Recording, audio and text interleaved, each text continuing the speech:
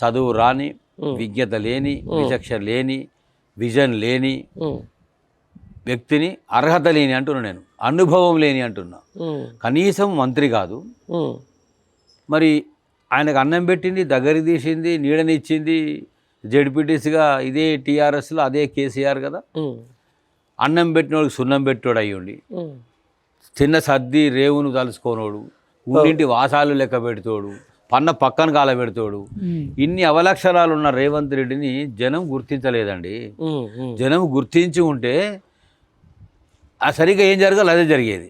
ఇప్పుడు చెప్తా ఉన్నా నేను, ఈయన సమాధి చేసుకున్నది ఆయన రాజకీయ జీవితాన్ని కాదు. రేవంత్ రెడ్డి రాజకీయ జీవితం 100% సమాధి కాబోతా ఉంది అతి త్వరలో.